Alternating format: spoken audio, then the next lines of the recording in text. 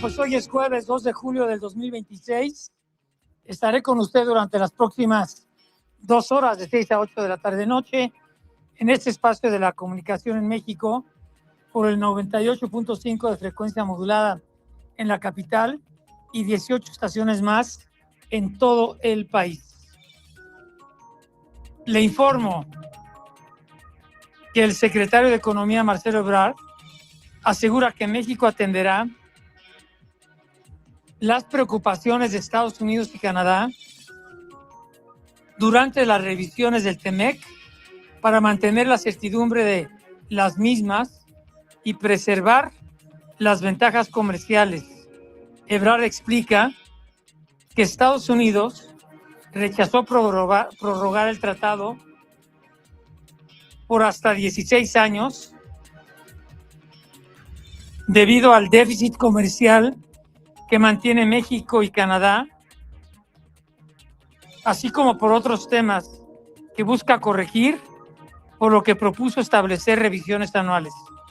Estados Unidos lo que nos dijo es, nosotros no estamos de acuerdo en extender el tratado del año 2036 al año 2042 y revisarlo en 6 años. Nosotros lo que quisiéramos es, desde luego, que se mantenga la vigencia de 2036 que ya expliqué y hacer una revisión cada año porque tenemos, el presidente Trump y la administración, tenemos una gran preocupación sobre el déficit que tiene Estados Unidos con México y con Canadá y una serie de cosas que quisiéramos que se corrijan o que hagamos un esfuerzo para tratar de reducirlo.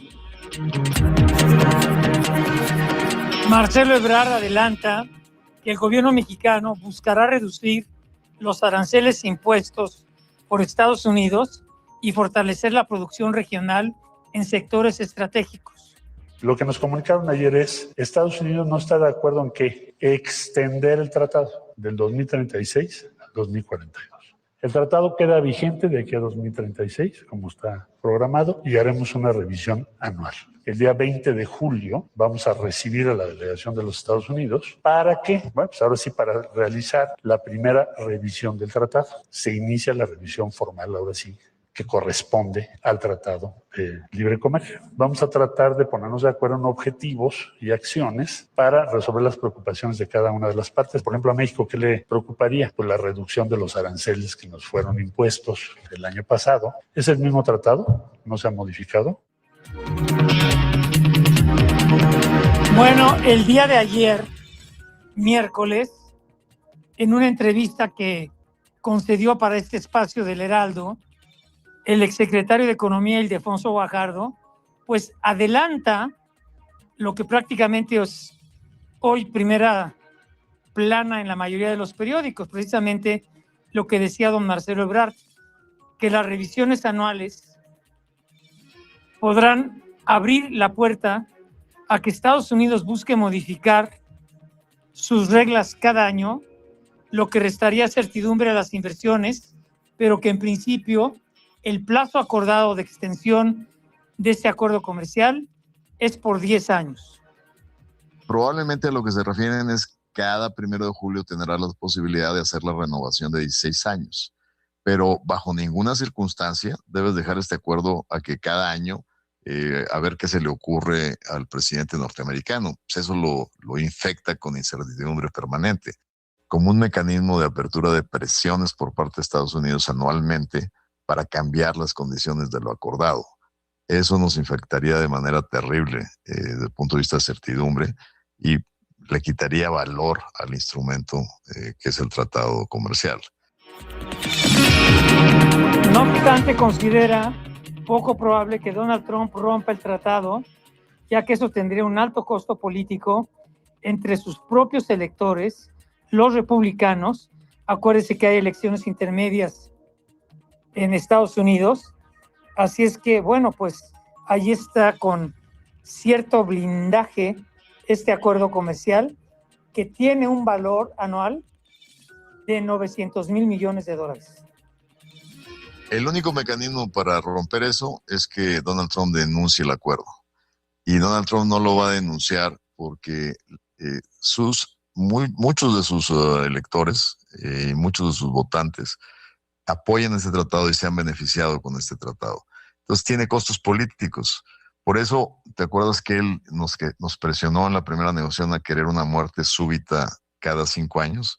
Que el acuerdo llegara a su fin y no lo aceptamos. No hay manera que Donald Trump denuncie el tratado y se salga vía la cláusula de 6 meses, porque para él tiene un costo político. Una buena parte de la gente que lo apoya y sus electores quieren la continuidad de este acuerdo. Bueno, le recuerdo que del total de sus exportaciones, del total de lo que México vende a otros países, a Estados Unidos, fíjese, del total, se va el 84%. En cambio, de lo que Estados Unidos vende al resto del mundo, México solo representa el 14%, pero sigue siendo una cantidad muy importante. Los principales proveedores de Estados Unidos siguen siendo México y Canadá, y después China, obviamente. La Fiscalía General de la República detiene en el Aeropuerto Internacional de la Ciudad de México a Hilda Susana Lozoya, hermana del exdirector de Pemex, Emilio Lozoya, por su presunta participación en operaciones con recursos de procedencia ilícita. La investigación la vincula con el caso Agronitrogenados, al señalar que habría recibido transferencias millonarias a través de la empresa fachada Tochos Holding Limited.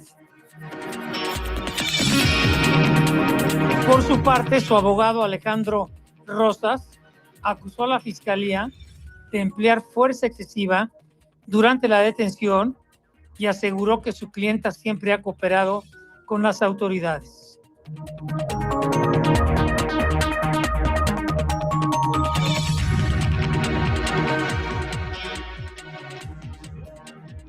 Y Alejandro Moreno rinde protesta por un tercer periodo como presidente de la Conferencia Permanente de Partidos Políticos de América Latina y el Caribe, cargo que ocupará desde el 2026 hasta el 2030.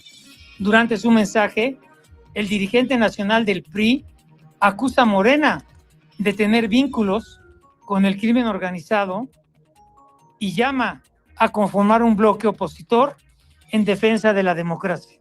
Vengo aquí a romper con el cerco de la propaganda oficial, a denunciar con toda determinación, categoría, sin metáforas y sin titubeos, la realidad que vive este narcogobierno en México que hoy intentan ocultar. Amigas y amigos, México se ha convertido en un narcoestado. Hoy se cumplen 8 años desde que el cinismo, la corrupción y la violencia criminal se mudaron al Palacio Nacional de la mano del cínico, corrupto y narcopresidente Andrés Manuel López Obrador. Eso no lo decimos nosotros, eso lo sabe la comunidad internacional. Bueno, y una investigación de Mexicanos contra la Corrupción revela que una constructora del gobierno de Sinaloa realizó 3 transferencias por 700,000 pesos a Jabat Logistics en abril del 24. Después, Estados Unidos identificó a esta compañía como parte de una red de lavado de dinero y huachicol fiscal vinculada al cártel Jalisco Nueva Generación.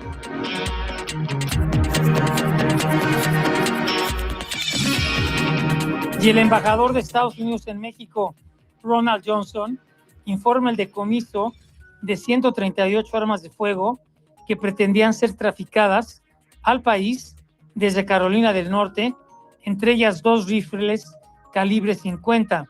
El diplomático asegura que el operativo refleja la cooperación entre ambos países para combatir el tráfico ilegal de armas.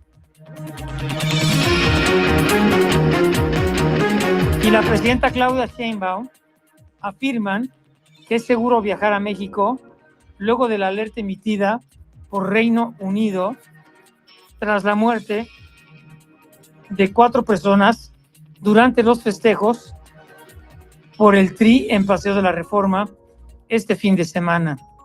La doctora Sheinbaum dice que el gobierno capitalino reforzará las medidas de seguridad y protección civil para el partido del domingo entre México e Inglaterra. Es seguro visitar el país, no tiene ningún problema. Por supuesto, a partir de lo que ocurrió el martes, de la celebración y el lamentable fallecimiento de 4 personas, desde el gobierno de la Ciudad de México están tomando algunas medidas para poner más pantallas a lo largo de todo Reforma, para que no haya congregación de las personas en ciertos lugares, sino que pueda dispersarse a lo largo de todo Paseo de la Reforma. Bueno, y la Agencia Federal de Aviación revoca el certificado del operador aéreo de Magni Charters tras determinar que no acreditó el cumplimiento de los requisitos para seguir operando. La decisión se toma después de una revisión en la que se detectaron incumplimientos y la documentación presentada por la aerolínea fue insuficiente para corregirlos. Bueno, siempre ha sido una porquería de línea Magni Charters, y bueno, lo que están evitando, me imagino, es que los dueños de Magni Charters, como el caso de muchas aerolíneas, han resultado un fraude, los dueños las quiebran y luego se retiran con mucho dinero a paraísos fiscales. Bueno, ojalá que no les salga la jugada a los dueños de Magni Charters. En fin, la Suprema Corte deja firme la anulación de un crédito fiscal por 2.900 millones de pesos contra FEMSA al determinar que el caso ya había sido resuelto en definitiva y que la autoridad fiscal actuó fuera del plazo legal. Con esta resolución queda sin efecto el recurso presentado por la Secretaría de Hacienda para respaldar el cobro del SAT.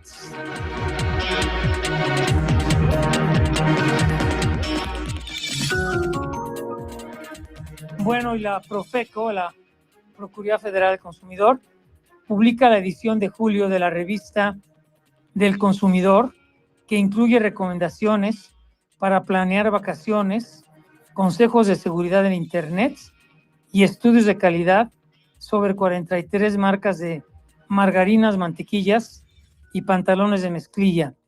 La revista está disponible en formato digital y también en librerías de fondo de lo que queda del Fondo de Cultura Económica y oficinas de la defensa del consumidor.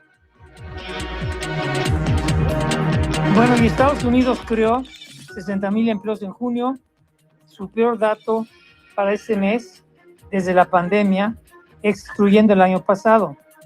Aunque la tasa de desempleo bajó a 4.2%, el mercado laboral norteamericano muestra una desaceleración en la creación de nuevas plazas.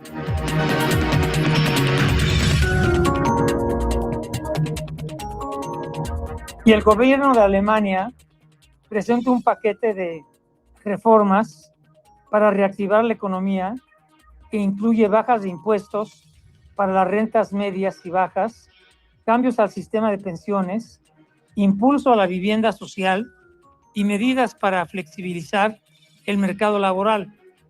El canciller alemán Friedrich Merz afirma que el objetivo es recuperar el crecimiento y fortalecer la competitividad de aquella nación europea. Quiero salir de esta debilidad de nuestra economía nacional. Tenemos que aumentar el crecimiento potencial y me gustaría mucho que el próximo año volvamos a tener el 1 por delante.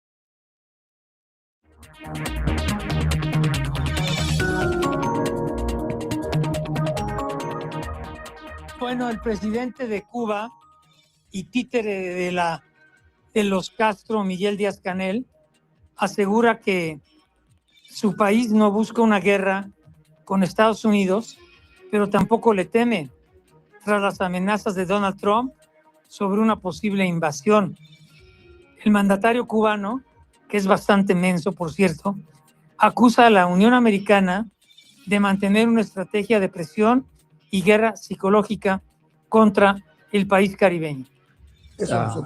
Puts us in alert. If there is an attack, the Cuban people will respond in unity, firmness, and in defense of our sovereignty. We don't want the war, but we're not afraid of it, and we are getting ready so that we're not surprised or defeated.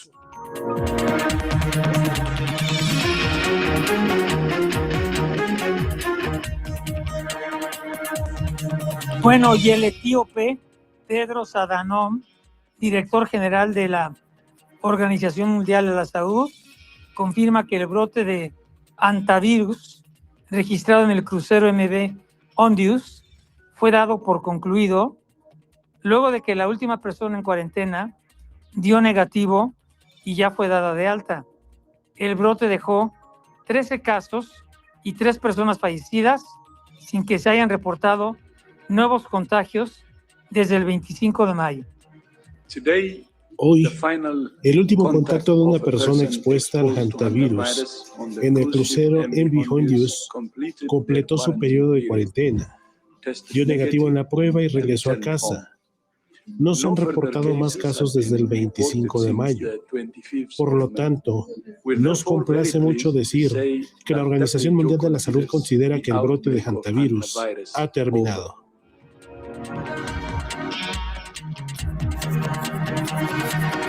Bueno, y Rusia lanza uno de los mayores ataques contra la capital de Ucrania, Kiev, la bellísima capital de Ucrania que ya la han destruido en gran parte de los rusos desde el inicio de la guerra contra este país, con 74 misiles y casi 500 drones.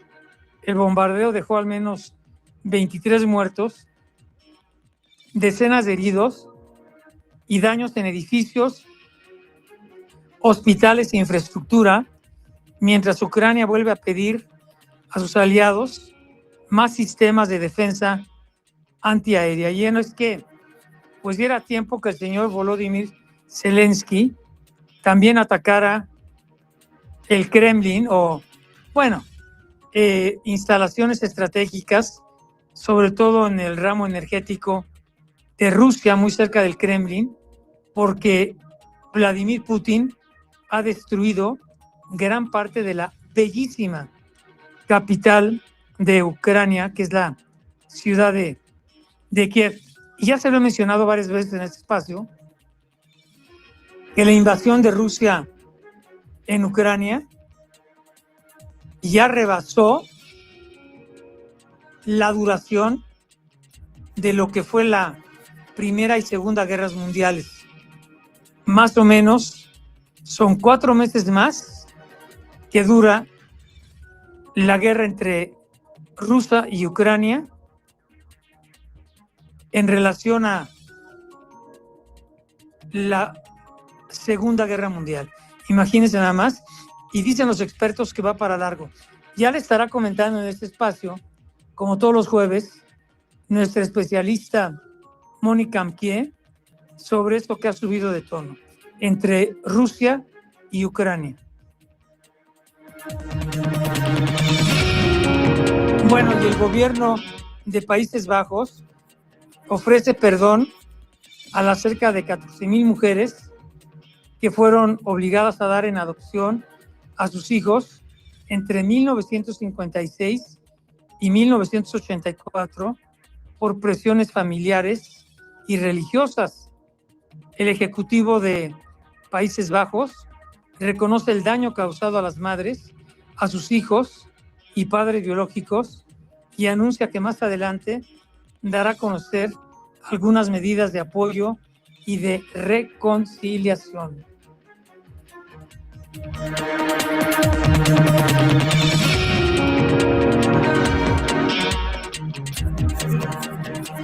Bueno, y 16 menores son rescatados de una vivienda en Ohio, Estados Unidos, donde presuntamente vivían desde hace años en condiciones extremas de abandono y confinamiento, relata el sheriff del condado, Vinton Ryan Kane. Los niños se mantenían en un área de aproximadamente 3 por 3 metros. Parece que es donde han pasado la mayor parte de los últimos 4 años. Y eso es lo que parece, de una manera extraña, te golpean dos emociones. Hay alegría cuando nos damos cuenta de que estamos a punto de cambiar 16 vidas para mejorarlas. Pero también es difícil.